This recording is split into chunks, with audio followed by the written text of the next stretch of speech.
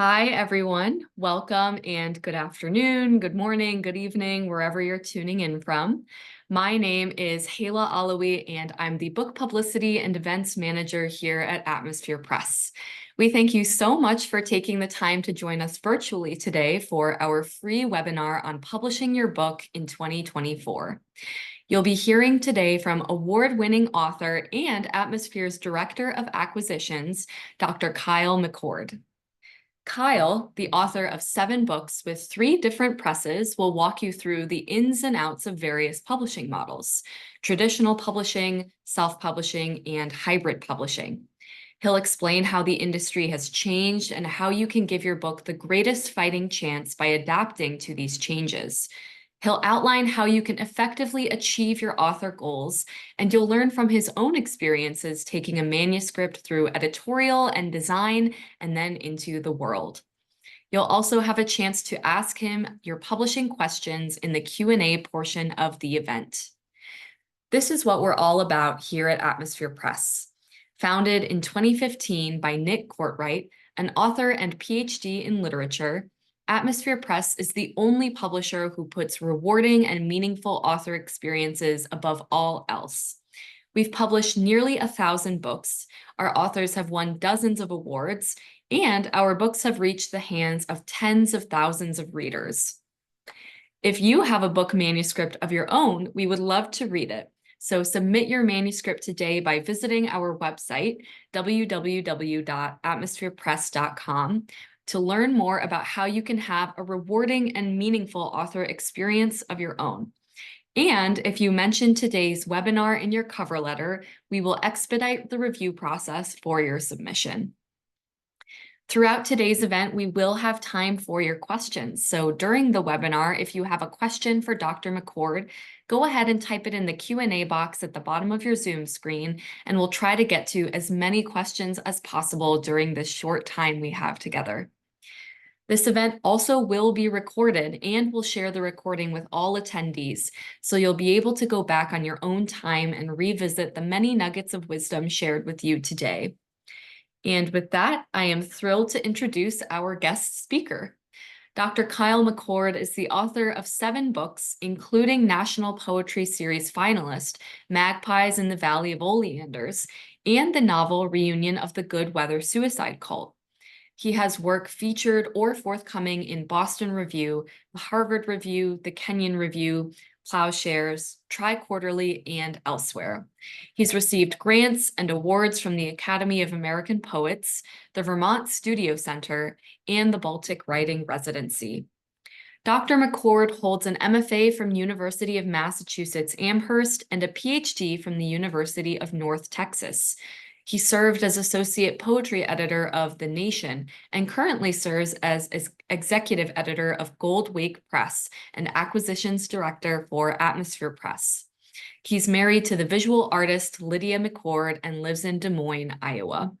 And with that, Kyle, take it away. Thank you, Hayla, and thank you to all of you for being here. It's always so wonderful to get to share with you a little bit about publishing and what your book could look like in the world and what you should expect from presses that you work with. So, the funny thing is, I actually didn't start out as a poet in my academic career. I started out as someone who studied history. And so at the beginning of this, I want to talk a little bit about the history of where publishing has been so that we can talk about where it's going. And I'm really going to be speaking from my own experience and the experience of other writers who I've spoken to about what publishing looked like about 15 years ago. And you might say, wow, that's a really short time frame. It is. Publishing has really changed and transformed radically since then. So what did the publishing landscape look like 15 years ago? Well, there were only really 2 routes that were viable in order to publish your book. The first was that you would send your book to contests. Usually you'd send the physical document, right? So you print off all these physical manuscripts of your book, you'd put them in manila envelopes, you'd send them off to a publisher. If you were lucky, you got a letter back. If you weren't, you got a slip of paper, right, that came in an envelope. Um, and most of the time, not even most of the time, 99% of the time, it was just a rejection of some sort, which is, what you came to sort of expect. How much did it cost? It was at least $20 per contest. It was a big contest. It cost a lot more just to have your book considered, right? And you should expect to pay for what, you might ask? Usually nothing. Maybe to get your name on a list, right? Like, oh, this person was a finalist. And this world still exists. Still can submit that way.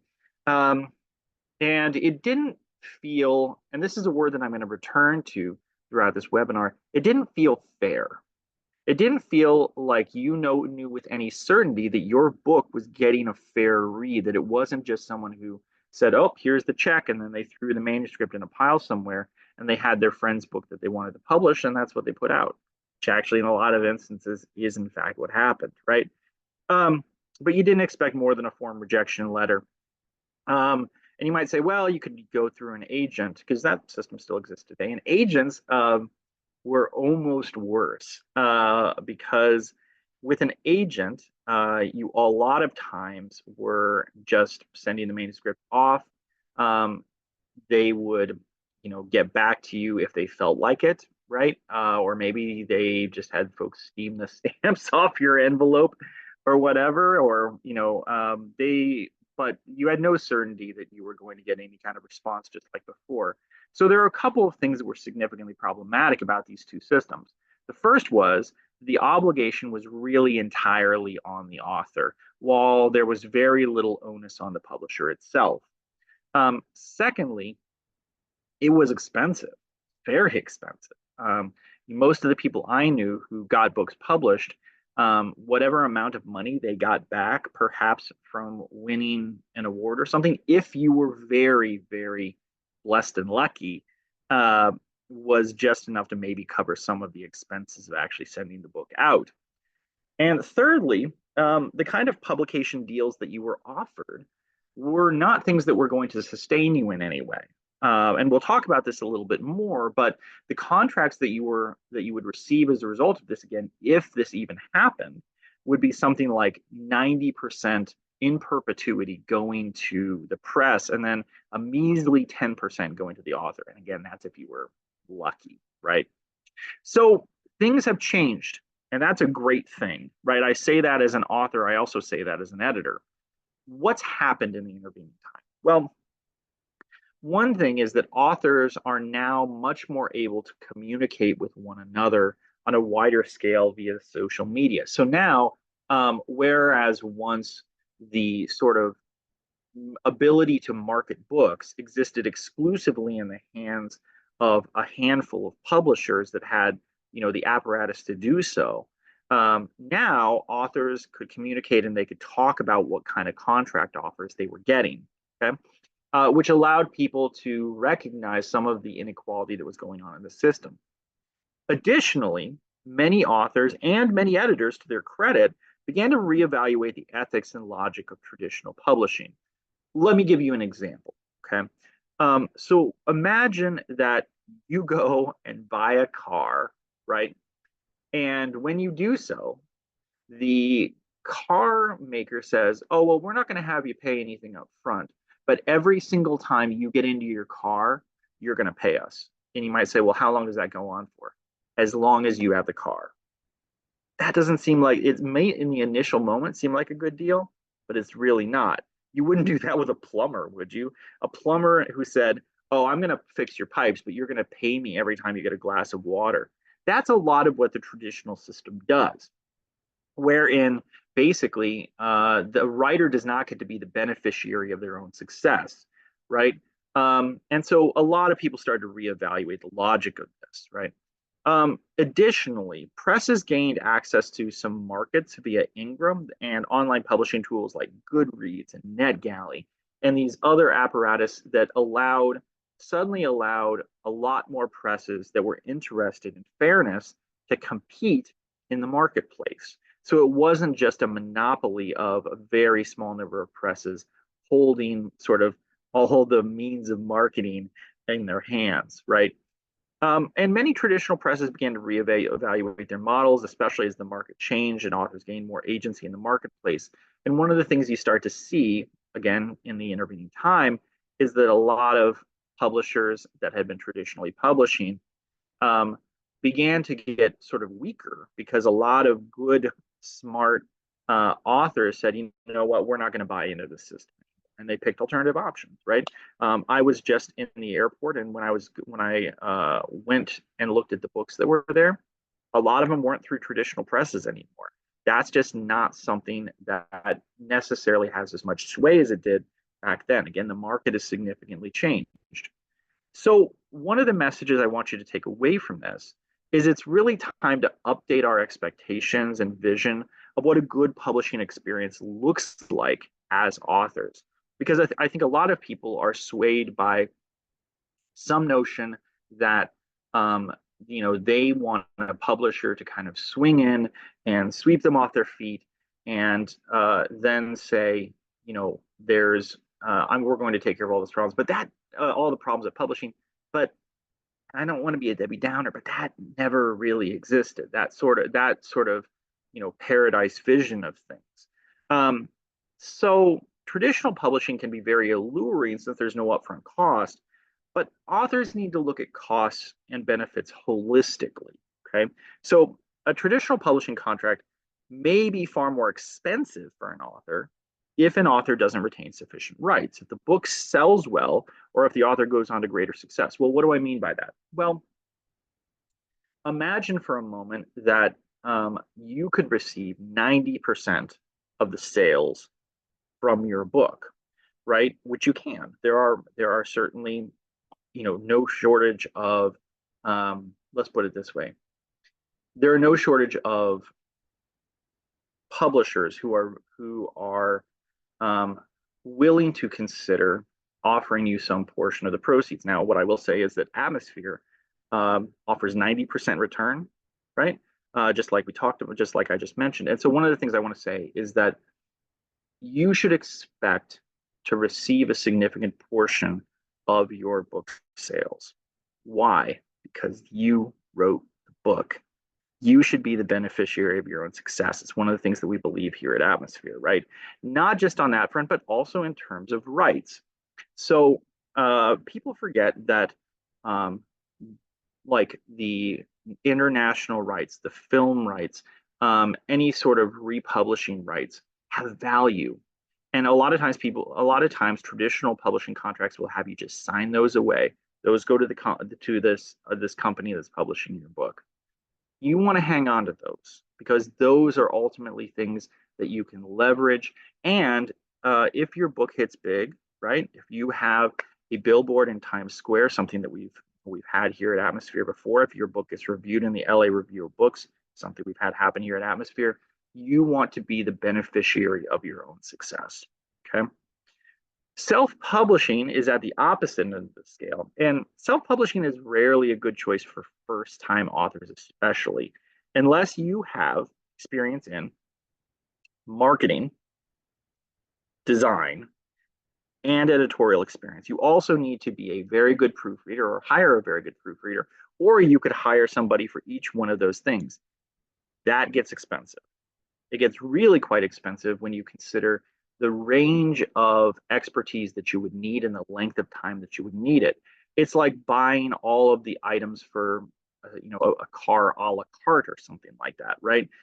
You really want some place that brings that all together, right? Again, that's what we try to encapsulate, what we do encapsulate here at Atmosphere. And in regard to other possible hybrid publishing contracts, they need to be priced competitively. Okay, so one of the things you want to look at is if this is uh, if this is an offer from a hybrid publisher, what do they actually provide? Do they provide developmental editorial? Do they provide proofing? Do they provide interior design? What does their marketing team look like? The people on the masthead, right? Can you see the masthead? Are they people you respect? Are you going to end up, having your book basically outsourced to other parts of the world where maybe even English isn't the native language? And look, that's not going to probably be where you want to go with the work, right? So a hybrid publishing contract it's not just about what the cost is, it's about what the benefits are, right? And the totality of what you get within that, what you can expect, and what kind of guarantees you have and what kinds of rights you get to retain. Again, it's more than just a simple number on a page. That's why we want to look at these things closely. So, what are the critical features of a fair deal, right?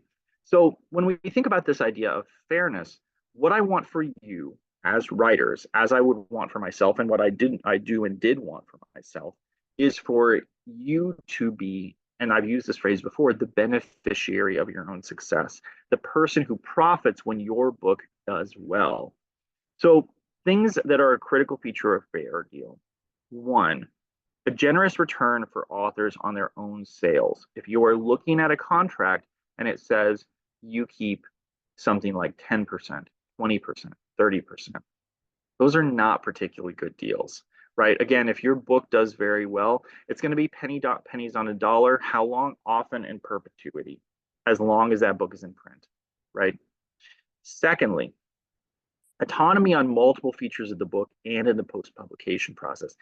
Writers often forget about this because we're so enthusiastic to get the book in our readers' hands that we might forget that we want the book that arrives in their hands to be what we envisioned, right? So if you're looking at a contract and it says the company, the press that you're working with is going to maintain First American serial rights, and they're going to maintain the right to change your text in significant ways, and that they get final say over that, right?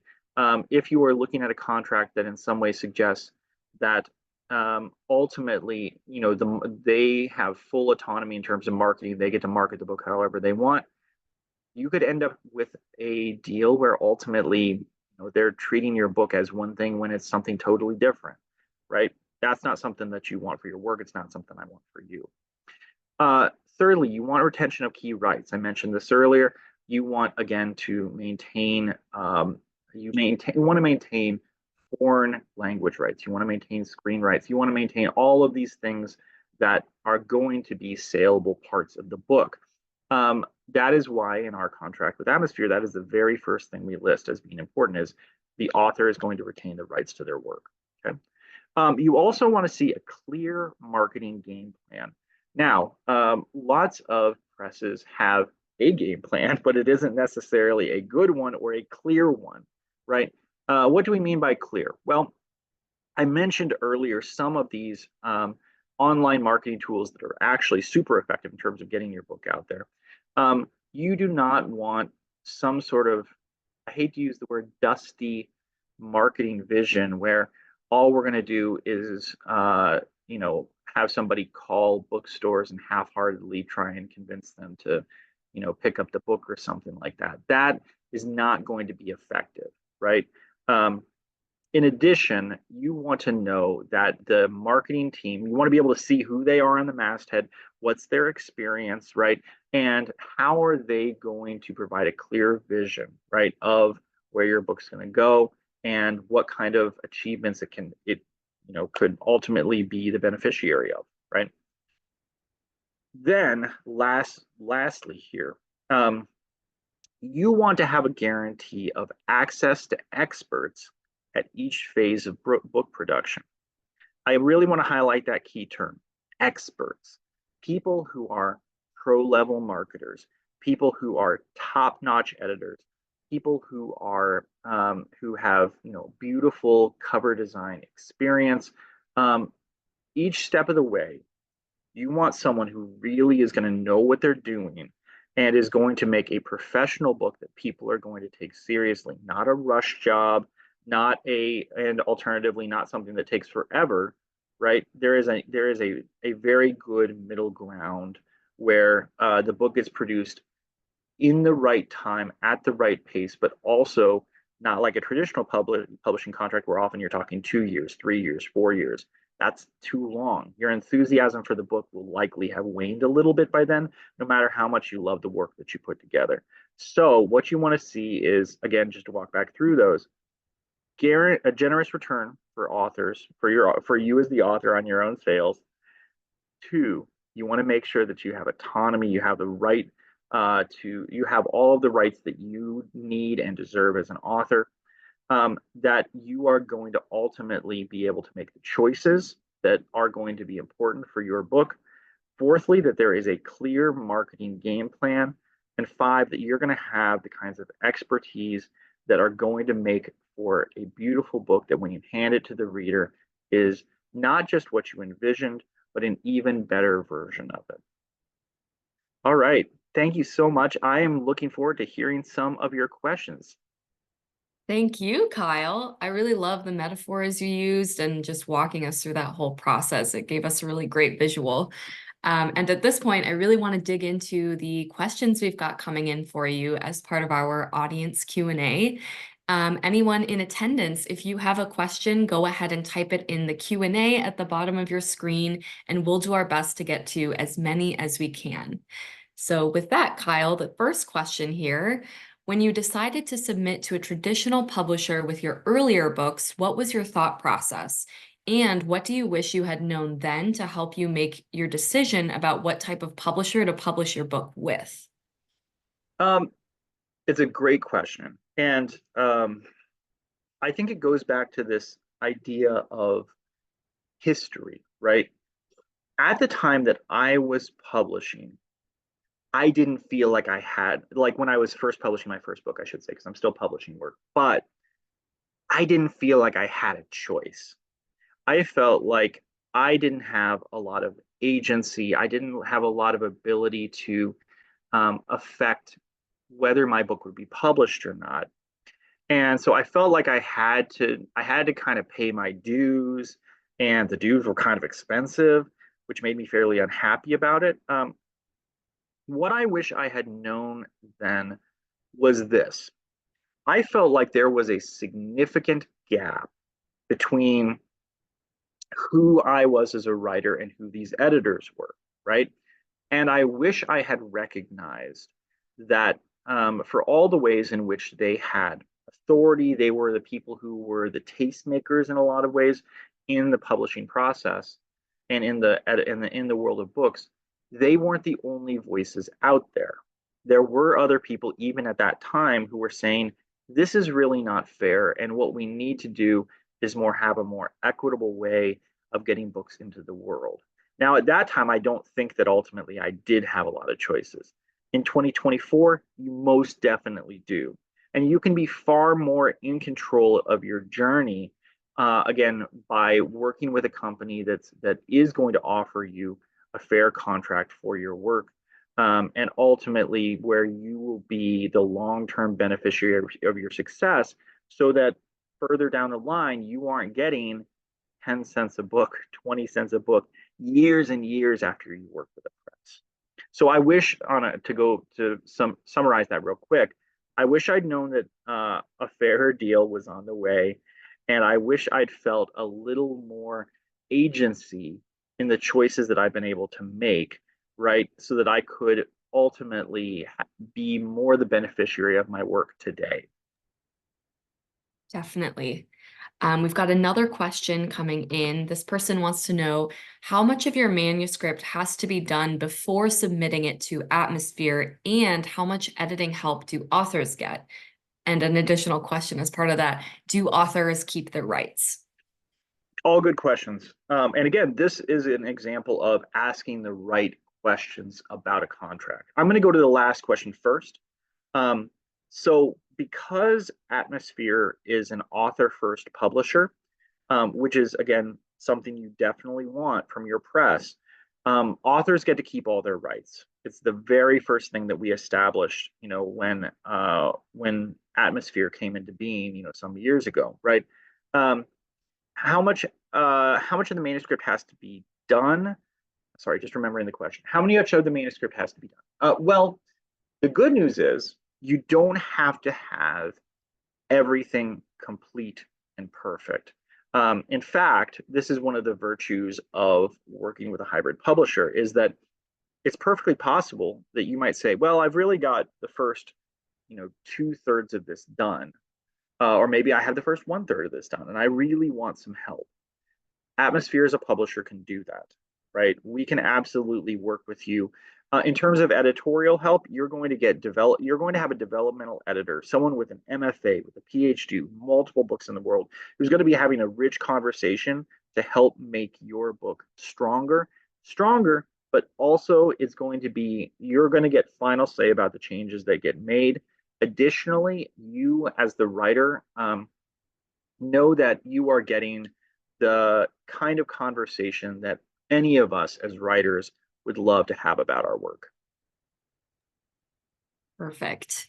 Another question, does Atmosphere Press work with authors from other countries, such as the UK or Australia?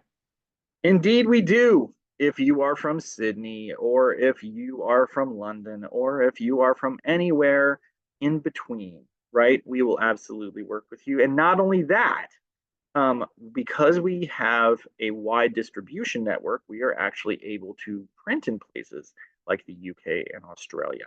That's really advantageous for writers, because ultimately the kind of work that we get represents a huge gamut of possible um, possible kinds of work that could exist in the world, and from different authors all over the place. And because Atmosphere is a company that works internationally, we are able to, again, distribute widely, right? So that, again, part of our goal is for you to be the beneficiary of your own success. So if someone wants to order a book in Australia, we really want to print it in Australia. That way, the maximum amount of the return comes back to you as the writer. So yes, not only do we work with people from other countries, but additionally, we're able to offer printing and distribution services in a worldwide environment, again, just depending on which country you're coming from. Yeah, Sounds great.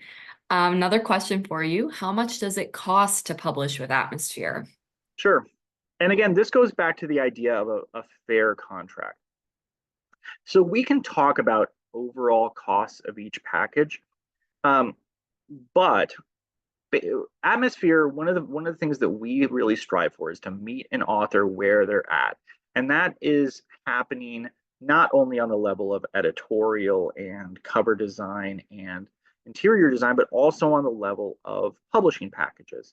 Um, so to start with, a um, we offer what's called an essential package. Now, an essential package is where we are going to provide you a huge number of things. We're going to provide you with 2 rounds of developmental editorial. We're going to provide you with um, proofing. We're going to provide cover design. We're going to provide marketing consultation, right? And that ultimately is going to be 3 installments of 1,900. Now, if that seems like maybe that's a little bit challenging in terms of price, one of the things to say is that you can also put $200 down. That locks in your contract, and then you can add to that each month. Now, um, I will tell you that I am someone who marketing is not necessarily my strong suit, right? I am happy to come and chat with people. I'm happy to give readings. But if you said, Kyle, I really need you to think about, these demographics and how you might reach them, and what are the specifics of NetGalley and Goodreads and those kinds of things. That's not where I was sort of educated and where I've lived as a writer. And so one of the great things is that Atmosphere offers those things. We certainly do offer some marketing through that essential package, but you can go much bigger, right? If you go with what's called premium, which is, instead of being 3 payments of 1,900, it's 3 payments of 2,900. You get a NetGalley campaign, you get a Goodreads campaign, you get 2 guaranteed reviews, right? You get a one sheet. There's a whole list of things that actually you can check out on our website where we talk about all the virtues of that. Now, that is not what I went with though for my book, because I also have 2 little kids. So I was like, you know what, Cam, Hala, take it away on the publishing front. And so I went with what's called Flagship. Flagship is our premium marketing service. It is amazing. Okay. you know that you're going to get a review in a very major magazine, in addition to the ones that we just talked about, places like Kirkus, places like Publishers Weekly. You know that you are going to have a proctored reading, right, which is going to be exciting. There's all sorts of things that you can count on that are just going to be done for you, and you'll get to have a number of conversations. It's an extended marketing program where you as the writer get to watch all of these fabulous things happen. I can tell you, for me, I got a review on the local NPR station, which was really big. The guy who optioned Game of Thrones read my book, right? It was just a titanic marketing campaign that really got word out there about my work. Okay. So again, there you have those three options. We have something to fit everybody, and we really think that as writers, you should have choices, right? And so we want to give people a lot of autonomy in terms of picking the package that is going to work for them based on their publishing history, based on what they're looking for, all that kind of good stuff. Great. Thanks so much for all that insight. We've just got one more question for you, Kyle. What is the key thing an author can do to encourage a smooth publishing process? Sure. So there's a number of different things. The first one is really prepare the manuscript, right? So as you're getting things ready, again, the book doesn't have to be absolutely complete, but you definitely want to come in with the idea that your book is going to be something where the let's put it this way, it's more about mindset than anything else. As a writer, it's good to come in with the idea that there are other voices out there that want to help you with your work. So that's what we want to do in terms of mindset, right? In terms of next steps, in terms of actually submitting their work, right? Authors can submit through our website, right? There we have a link there where you can just send us your manuscript. That would be unheard of 15 years ago. 15 years ago, the submission better come with a check, or it was going to have to be mailed into an agent, and then so you have this sort of black box process. We're on Submittable. You can submit directly through our website. There's lots of ways that you can get in touch with us. Let us see your work. So a couple of things I mentioned: prepare your manuscript in terms of get it to a point that you are happy with, but you also recognize that there are going to be other voices that are going to be important in actually shaping the work. Secondly, send us a book, right? I think that you will find that Atmosphere is very receptive to all sorts of ideas, all sorts of genres. We're looking for the best work that's out there. And if you have a book that you believe in, we'd love to believe in it too. And so we'd love to take a look, right?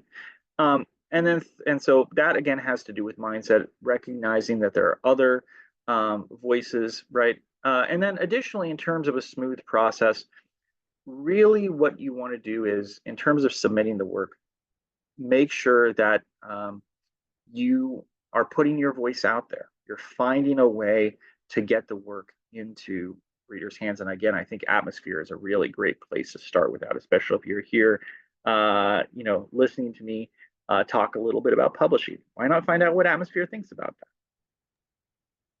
Yeah, thank you so much, Kyle. I know we've got a lot of great questions coming in, but that is all we have time for today. But if you do have a question that wasn't answered during this webinar, please go ahead and check out Atmosphere Press's YouTube channel for previous webinar sessions with Kyle. You can get access to more of his wisdom and experience there. And with all that being said, thank you again so much to Dr. Kyle McCord for sharing your experience, your time, and your wisdom today. And thank you to everyone in the audience for being here and for your thoughtful questions. If you're a writer looking for a rewarding and meaningful publishing experience, go ahead and check out the links in the chat and visit us at atmospherepress.com. On our website, you can sign up for our email newsletter, browse our new and forthcoming releases, meet the humans behind Atmosphere Press, check out our testimonials, and of course, submit your manuscript. Remember to mention this webinar in your cover letter, and we will expedite the review process for your submission. We look forward to staying in touch with all of you, and on behalf of Atmosphere Press, have a great rest of your week, everyone.